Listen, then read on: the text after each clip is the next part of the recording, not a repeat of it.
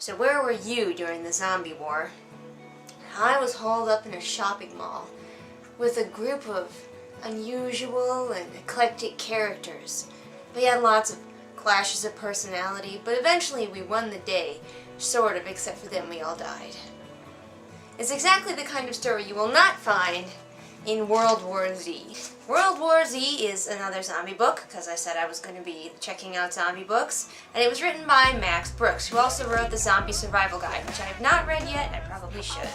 This book is sort of a follow-up to the Zombie Survival Guide, but instead of, being a survival guide, it's a story about the actual zombie war, or World War Z. Now here's the dealio. I actually listened to this book, and I cannot recommend it highly enough. I know that, some people are like, well, listening to a book you can't get the same as reading it. I think you can, but that's a totally different argument, because this audiobook is extremely well made. It is fully voice acted, so every character is played by a different person. Some people play a few different characters. It has amazing actors in it, such as Alan Alda, who, if you don't know who that is, he's awesome. He's awesome. Go find out about Alan Alda. Also got John Turturro, Rob Reiner, and Max Brooks himself as the sort of narrator. Yeah, it is worth it to listen to it. Have you ever heard of the War of the Worlds radio broadcast? I'm not talking about the terrible movies. I'm talking about the original War of the Worlds radio broadcast, which was broadcast on October 30th, 1938 by Orson Welles, who was doing a Halloween show for the radio program he was part of. And they created something that scared the pants off of everybody, because they made a radio broadcast about aliens attacking as though it was a real news broadcast and it was really happening. And it sounds really real. Like, even today I can listen to it and allow my imagination to believe it. And that's what this does with all of the voice actors and everything. It feels real. I'm gonna go see the movie when it comes out, obviously, and I listened to it. I didn't read it, but after listening to it, I can't imagine how reading it would be better, because my imagination is not gonna do nearly as well at making this feel real as these voice actors did. It is incredibly well done. Okay, that out of the way, go listen to it. Now we're going to talk about a few of the things that I didn't like in World War Z. I'm going to try to keep this fairly spoiler-free. There might be a few things that I reveal, but nothing that's going to ruin your reading experience. Let me read the back. Threw it on the floor too soon. The zombie war came unthinkably close to eradicating humanity. Max Brooks, driven by the urgency of preserving the acid-etched first-hand experiences of the survivors from those apocalyptic years, traveled across the United States of America and throughout the world. From decimated cities that once teemed with upwards of 30 million souls to the most remote and inhospitable areas of the planet. He recorded the testimony of men, women, and sometimes children who came face to face with the living, or at least the undead, hell of that dreadful time. World War Z is the result. This invaluable chronicle reflects the full scope and duration of the zombie war. Bam! Okay, and that is what this book does, or at least tries to do. So let's talk about it a little bit. Fairly spoiler-free. As you guys know, the characters in a zombie story are the best part of any given zombie story. They're the reason that you watch, listen, read. And of course, something that focuses on characters who have been through the zombie war is going to be like your best experience for your zombie story. So it works really well with these interviews that he does with all of these people who have survived the zombie war. It's pretty obvious by reading the back that humanity did win the zombie war, which is probably more realistic. We would eventually come out on top. Probably. I love, of course, that a lot more of the world is represented. It's not just shiny beacon America in this zombie war. America!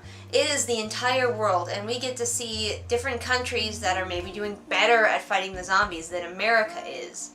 It also feels very realistic how we could initially start to lose the war. I know a lot of military people in my life, and I know how the military is viewed as like this perfect machine, and I know in real life how it tends to foobar things up pretty spectacularly sometimes. Sorry, the military, it's true. Your favorite saying is hurry up and wait. Yeah, So the military is not prepared for this kind of enemy and does not have the right weapons and stuff for this kind of enemy, which you'll read more about in the book or listen to. And so you can see and understand how we kind of start to lose this war. It is still a teeny bit of suspension of disbelief, but I can really still believe it. I can suspend that little bit of disbelief that I need to. I mean, it's zombies. I'm having to suspend less disbelief for this book than I usually do. There's a lot of politics and tactics in this book. This author, Max Brooks, really seems to enjoy figuring out the political machinations / describing the military weapons and tanks and stuff like that that are used, which I'm gonna admit is not my favorite part. That kind of stuff just kind of bores me. I don't really care what kind of weapon you're using to shoot a zombie. I want to know what's going through your head while you're doing it. And he does do that too, pretty well. Upon finishing this book, I really loved every character that he came up with. Every time a new character came along, I was like, this is my new favorite character. And then this is my new favorite character, because it's just kind of a series of interviews with all of these characters who survived the zombie war. But when I finished, I felt like I wanted more, which you think, oh, that's good, a book should make you want more, but it almost felt like the author just ran out of steam, like it wasn't a complete book. That's gonna sound weird, but it felt like there should have been more to it. Maybe that's just me. I mean, it's good to want more, because that means you enjoyed the book, right? But at the same time, it shouldn't feel like the author left stuff out. Because at the beginning of the book, it really stresses, the author has this little thing where he's, talking to his publisher, and he really stresses, I want to get the human element. I don't just want to state facts about the war. I want to get the human element. And there were several times where he was just talking to sort of civilians. But there were equal or more times where he was talking to soldiers and politicians, which was interesting to hear about, how the world going politically. Or he's talking to, spies and people who are not civilians, who are people who are higher up in the ranking. And I wanted to hear more from civilians. I really wished that there had been more of that. I wanted to hear from maybe local law enforcement, what they were doing during the zombie war. I wanted to hear from a kid born during the zombie war. Or there were these, I don't think this is going to spoil too much, there are these kids who, their parents have died in the zombie war, and so they're just kind of running wild.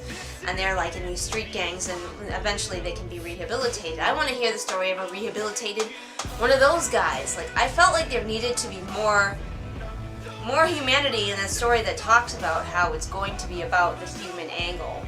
It still felt kind of cold and clinical a lot of the time, and I didn't really like that as much.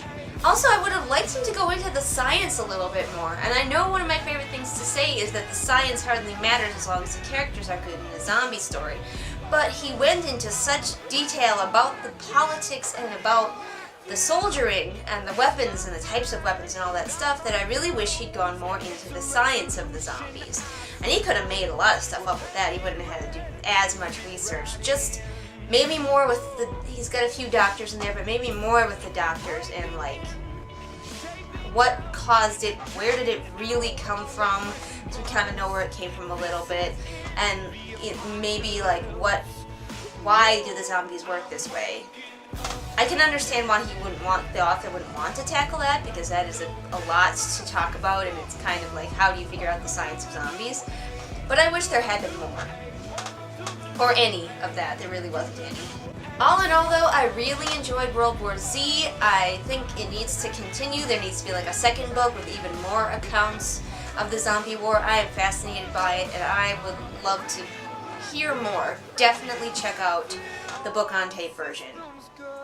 It's in my opinion, the optimum way to see it. And when I go see World War Z in the theaters, you can rest assured that I'll be doing a first impressions review of that. Eventually, because I'm really, really busy right now. Stupid thing, I hate it. Okay, those of you who are here for the World War Z book review, you can go. But I'm going to do a little sort of vlog I've been thinking about doing for a while, which is just sort of my personal opinion, why zombies, why I love them so much, why I think that they're my favorite of the big three monsters of vampires, werewolves, and zombies. So if you're interested in that, stick around for a couple more minutes. If you were just here for the book review, see you later. Alright, so why zombies? Why do I like zombies? Well, first of all, I'm going to say I'm a little bit of a zombie hipster. I liked zombies before they got really popular, and I'll continue to like zombies after they're not as popular anymore, which is coming. People are getting really sick of zombies now. That happens whenever there's something that comes into the, the popularity in the public consciousness, and everyone's really gung-ho, and then it fades away. And people who are not fans to begin with are like, oh man, zombies, I'm so sick of zombies. Ugh, they're too oversaturated right now. But those of us who always loved zombies are just happy to finally have some good zombie stuff out there. But that doesn't answer the question, why zombies? Zombies have been around for a long time, and they have had a lot of different causes. The first sort of popular zombies were voodoo zombies, which were people either brought back from the dead or possessed by some sort of shaman, voodoo practitioner. And then there were zombies that were caused by like radiation from the sun, and we were scared of radiation. And now zombies are caused mostly by disease. And it just kind of, I like that zombies are a great window through history to what frightens us the most. Like, we're afraid of magic, and then we're afraid of space. What could come from space and what sort of radiation could come from space. And now we're afraid of germs. Because, yeah, we are terrified of germs. Like, every year a new terrible germ comes out that we're all supposed to be terrified of. I'm not just giving up being terrified because it's like, whatever happens, happens, really. There's no point in being terrified always. But zombies are a great window into what we're afraid of. And one thing that we're always sort of universally afraid of is creatures that look like people but don't act like them. And they want to harm us. So, like, there's something fundamentally, delightfully terrifying about that the zombie could be your family. Your mother could become a zombie, and then what do? It's something that looks like a person. We revel in that uncanny valley of something that looks like a person but isn't a person anymore. Something has happened to them.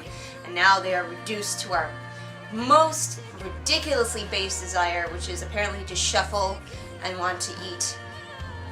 Now just flesh. It used to be brains, but now they want flesh, to eat all of people, and to infect. They want to infect. That's what zombies want to do now more than consume. They want to infect. Because we, as I said, are terrified of germs, and what's scarier than something that goes around spreading germs to us, turning us into a monster? That's pretty terrifying. I think far more terrifying than, say, a vampire. They do sort of infect you, but especially with today's modern sexy vampires, that's not very scary.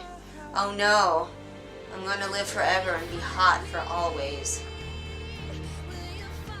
Or, oh no, I've been bitten and I'm going to turn into a horrible creature and I won't be me anymore, and I'll try to kill the people I love. That is where the real horror comes from.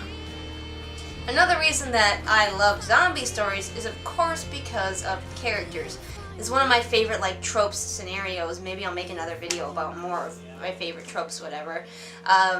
Is people that don't know each other from different walks of life that are forced together by something, and we have to learn about those characters, and they either have to work together or not to escape the no-win scenario. That is one of my favorite types of stories, and that is the zombie story in a nutshell. You've got that creepy-ass threat of people that look like people you used to know but aren't anymore, and you're wondering, could we maybe save them? And you're trying to get away, but they're everywhere. There's hordes of them, and just when you think you're safe, there's another one around the corner, and you have to work together with these people that you've just met and survive, and you probably won't. That, to me, is like my ultimate enjoyment in a story. It's my favorite kind of story. So that's why I continue to love zombie stories when other people are going, oh man, another zombie story? Oh, so bored of it. Whatever.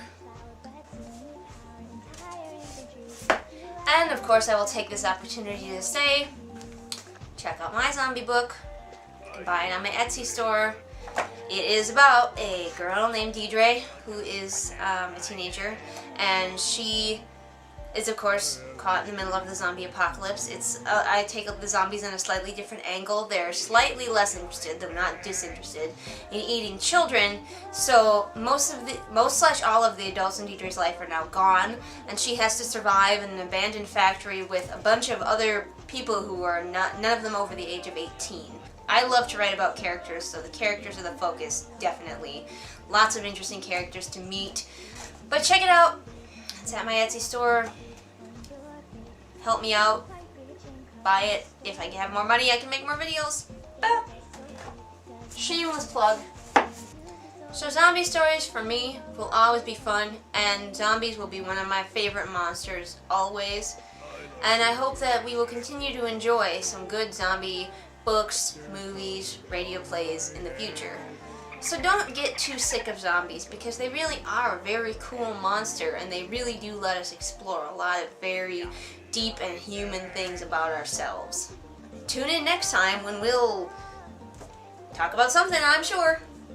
See ya. There's a zombie on your line.